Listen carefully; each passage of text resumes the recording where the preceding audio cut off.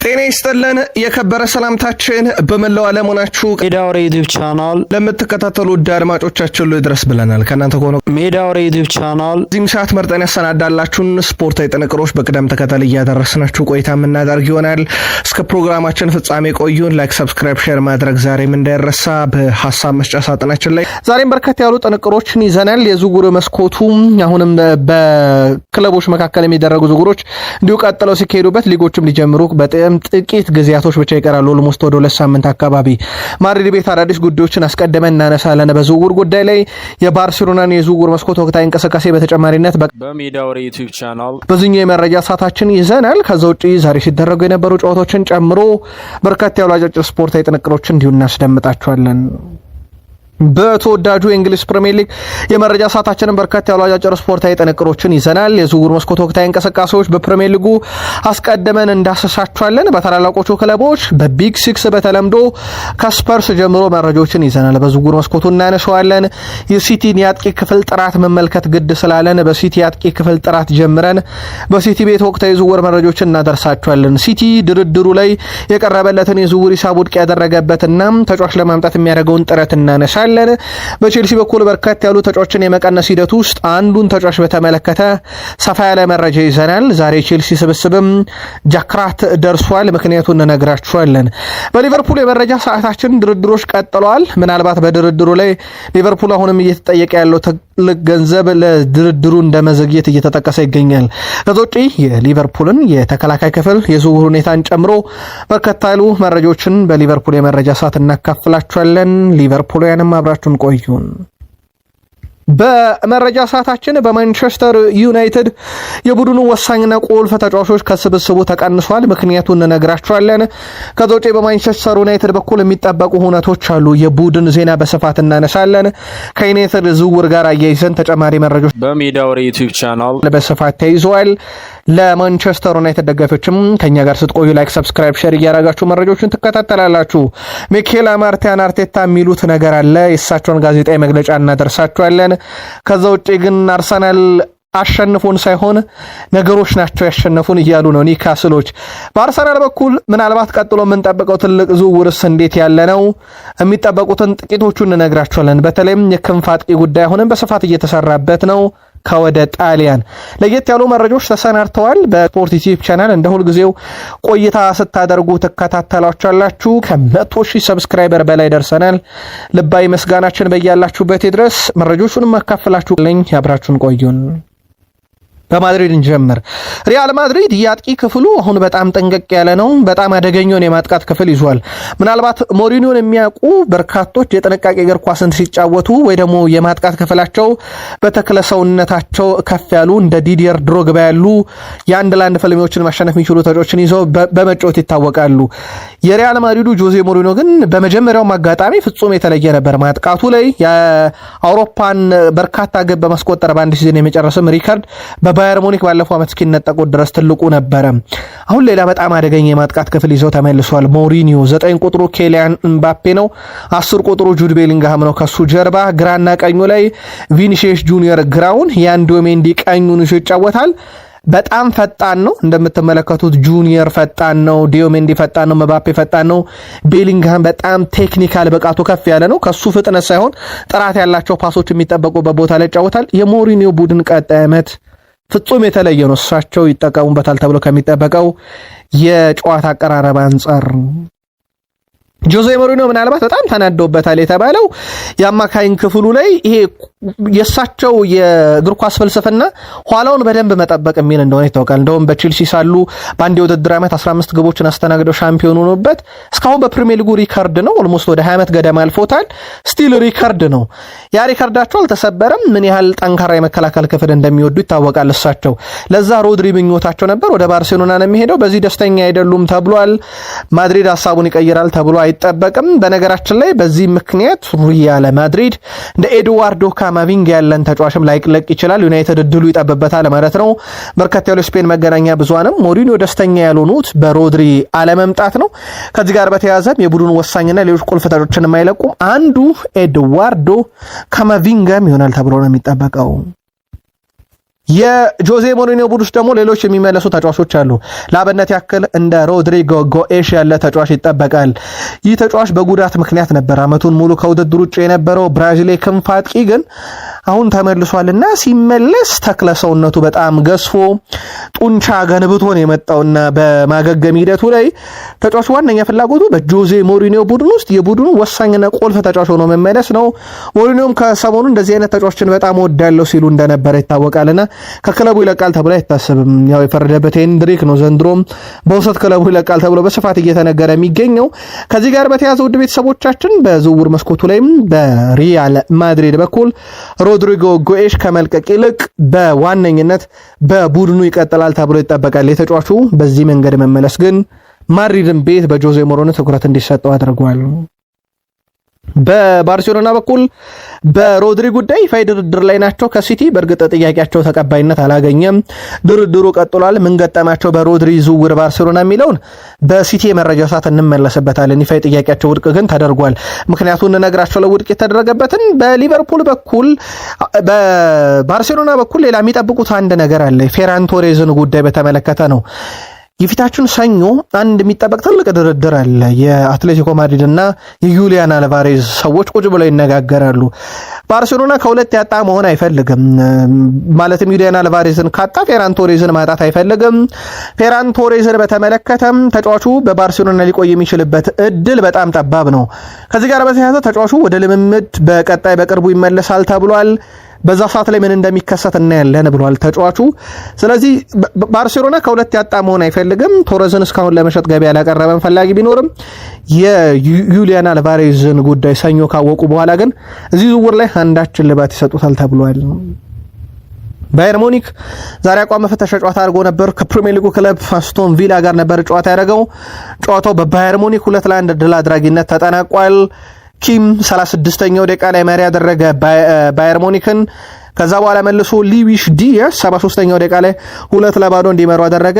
82ኛው ደቂቃ ላይ የኡናይ ኤምሬውን ቡድን አስቶን ቪላ ከሽንፈት ያልታደገች ብቸኛ ግብ ጎሜሽ አስቆጥሮ ጨዋታው በባየር ሙኒክ 2-1 ድል አድራጊነት ተጠናቋል። የአቋም መፈተሻ ጨዋታ ያው በሲሪየስ የሚታይ መሆኑ ምንም ጥያቄ የለውም። ግን ክለቦች ሞር በተሸነፉ ቁጥር ችግራቸውን ለማወቅና ወደ ዝውውር መስኮቱ በፍጥነት እንዲወጡ ያደርጋል። አንዳንድ የተደፈነፈኑ ድሎች ምናልባትም ክለቦችን እንዳያዘናጉ ማለት ነው። ከጨዋታው መጠናቀቅ በኋላ ቪንሰንት ኮምፓኒ ስለ ሚኬል ኦሊሴ ከበርካታ ክለቦች ጋር ከመያያዝ ጋር በተያያዘ ጥያቄ ቀርቦላቸው ነበረ።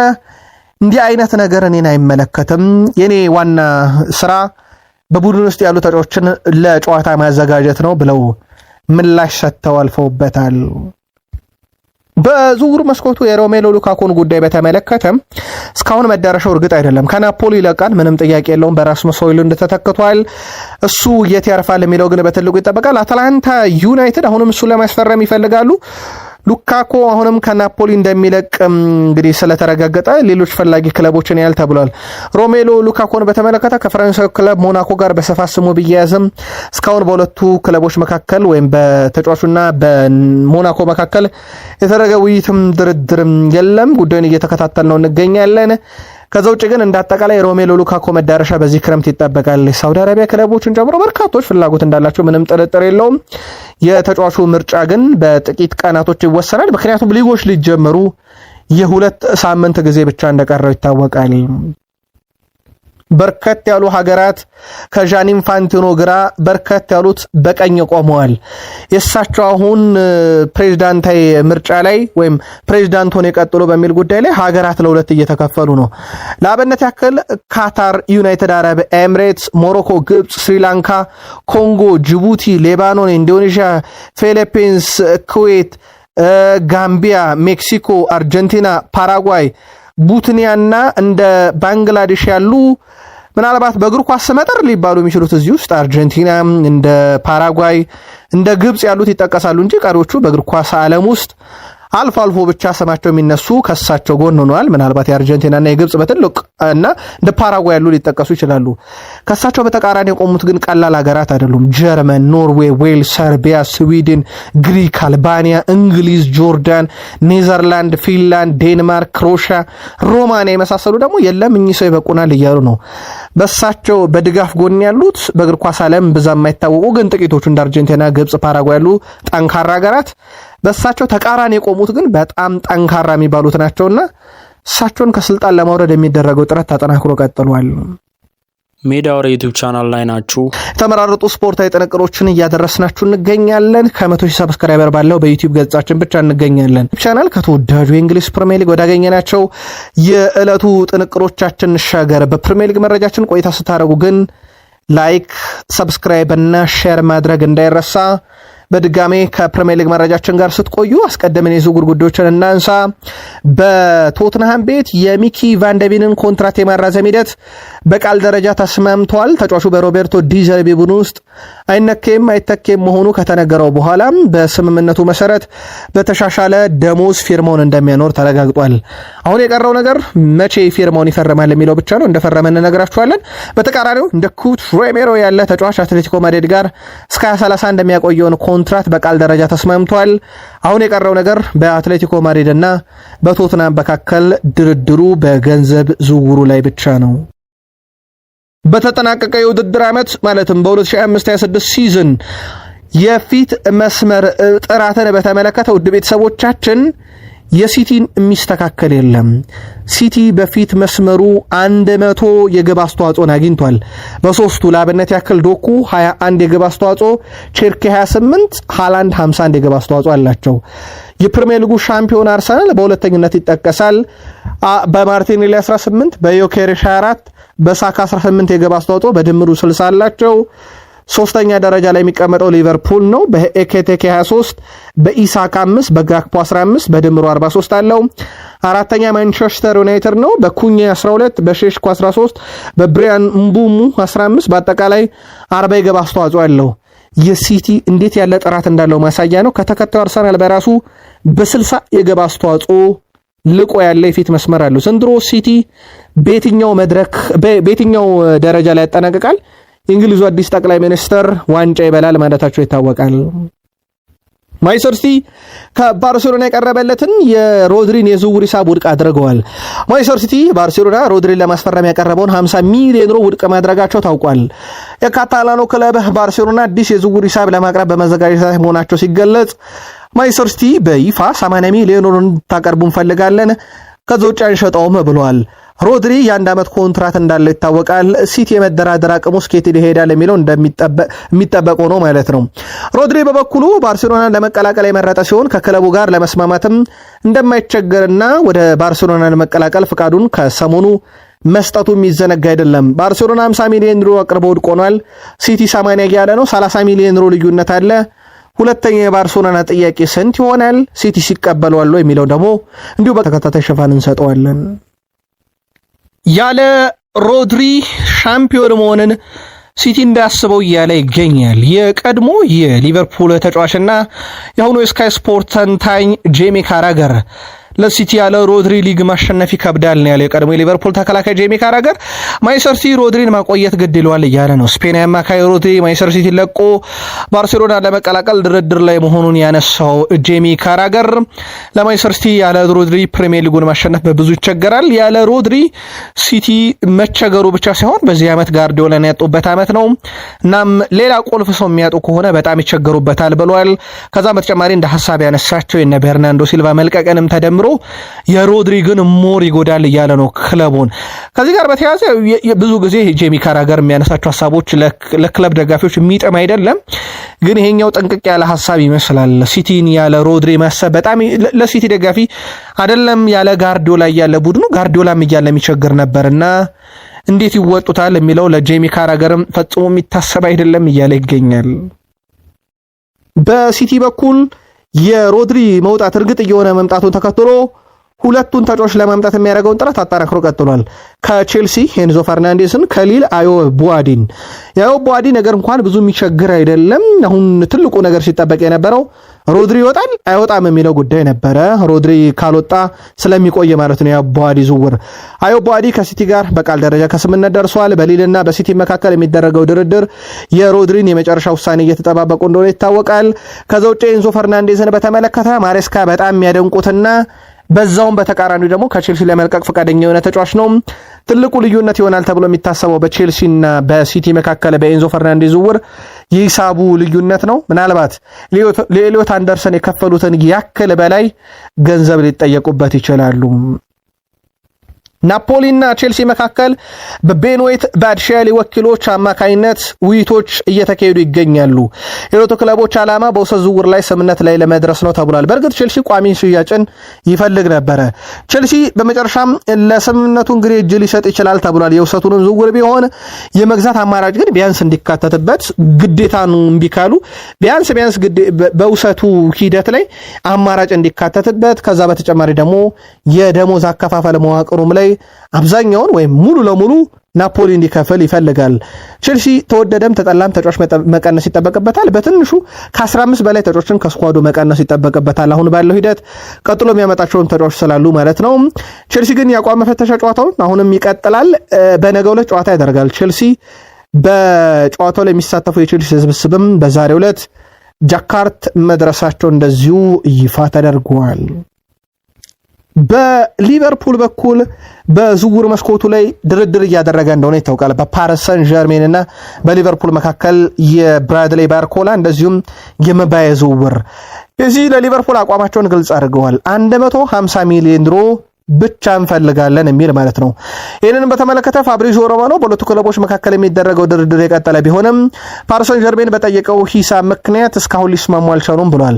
ባርኮላ በግል ወይም በመርህ ደረጃ በዋነኝነት በሊቨርፑል መጫወት ፍላጎት ስላለው ለዝውውሩ ተጫዋቹ እንቅፋት ይሆናል ተብሎ አይታሰብም። አሁንም ያለው ሂደት ያ ነው። በድርድሩ ላይ ግን እስካሁን ትልቅ ነገር እንዳልተፈጠረም ፋብሪዚዮ ሮማኖ አረጋግጧል። ፓሪስ ሰን ዠርሜን ይህንን የዝውውር ሂሳብ በምን አይነት መንገድ ይቀንሳል፣ ሊቨርፑሎችስ በምን አይነት መንገድ ሄደው ይሄን የፓሪስ ሰን ዠርሜን ሂሳብ ያስቀንሳሉ የሚለው በቀጣይ የሚደረጉ ድርድሮች ወሳኝ ናቸው ሲል ጣሊያናዊ አምደኛ ፋብሪዚዮ ሮማኖ ዘግበዋል። ሊቨርፑል የተከላካይ ክፍሉን ማጠናከር በትልቁ አሳሳቢ ሆኖ እየሰሩበት ይገኛሉ። በሊቨርፑል በኩል በሊድስ ዩናይትድ የደረሰባቸው ሽንፈት ሞር የመከላከል ክፍሉን በቅድመ ውድድር ዝግጅት በደንብ ያጋለጠ ይመስላል። ከዚህ ጋር በተያያዘ ፓውል ጆይስ የመከላከል ክፍሉ መጠናከር እንዳለበት በአሰልጣኙም የታመነና እቅድ የተያዘበት ሲሆን ኢዜሪ ኮንሳ ዋነኛው ተፈላጊ ተጫዋች ነው። በአስቶን ቪላና በሊቨርፑል መካከል ይፋ ድርድር ባይደረግም ሊቨርፑል ግን በዝርዝር ውስጥ ይዟል። ይህ ተጫዋች በእርግጥ በአርሰናል የተከላካይ ክፍል ዝርዝር ውስጥም ያለ ተጫዋች እንደሆነ እንደዚሁ የሚዘነጋ አይደለም። ከሊቨርፑል ዝውውር ጋር በተያያዘ በተለይም የመከላከል ስፍራና የግራ ክንፍ አጥቂ በስፋት እየተሰራበት ያለ ነው። በተከታታይ መረጃም ሽፋን እየሰጠ ነው እንገኛለን። ሊቨርፑል ግን በጣም የተቸገረበት ይመስላል ከዝውውር ሂሳብ ጋር በተያያዘ። ለሊቨርፑል እንዲመዘግየት በዝውውር መስኮቱ ላይ ሊቨርፑል ደጋፊዎች በተፈለገው እንቅስቃሴ ያለመሄድ ግን ገበያው ወይንስ የራሱ የሊቨርፑል ድክመት? መልከታችሁን አጋሩ። ሊቨርፑል ሜዳ ወሬ ዩቲዩብ ቻናል ሰብስክራይብ፣ ሼር ማድረግ ዛሬም እንዳይረሳ። በቀጣይ ቪዲዮ እስክንገናኝ ድረስ ደህና ቆዩልን።